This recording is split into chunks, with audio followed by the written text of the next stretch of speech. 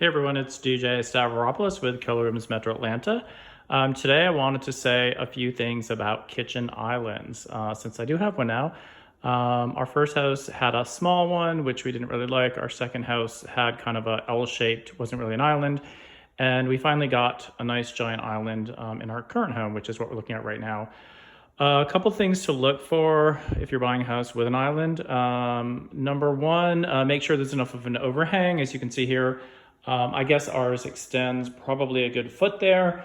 You need room to tuck your bar stools under. When people are sitting at those bar stools, they need enough space so that their lap is essentially underneath that overhang. Otherwise, it doesn't really work. Consider the width of the island.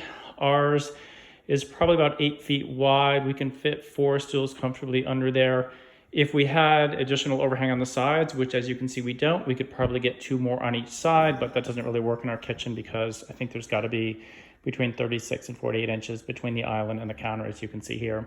The island's great. It's a huge flat work surface, so it's great for cooking and prep and all that stuff. Really, really large. I'm not sure how people got along in the past because as you can see, your countertops are pretty shallow, and even if you keep them clean, you're essentially staring out a window or you're essentially looking in the wrong direction from anybody who is in the family room, which I'm kind of showing right now. So love the island.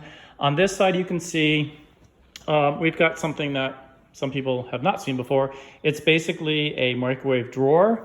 Love it because it's tucked away. It's not sitting above the range. As you can see, it's tucked under here. Instead of having to bend down and open a door and kind of slide things in, the drawer just opens up.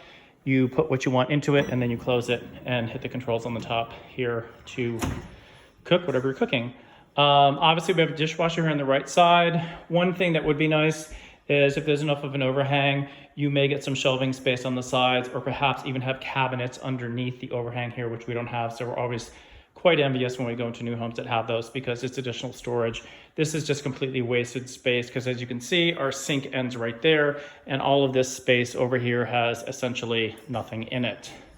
One other thing I want to comment on is the sink. Love the farmhouse sink here. It's pretty big, but as you can see, we have our dish drainer tucked into it. The reason for that is we think it would look very strange if our dish drainer was sitting up on the island here, kind of sticks out like a sore thumb. So rather than do that, we've got a very, very small one that we tuck in here.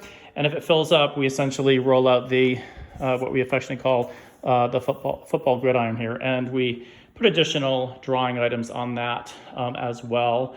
As you can see, we also have the sponge tucked in here. So the only things that are really standing out are the dish soap and the hand soap, but we can live with that. So those are my thoughts and comments on islands. Hopefully you learned something today. And if you're buying a new home with a ginormous island like this one, keep these things in mind and you will certainly enjoy it. I know that we do.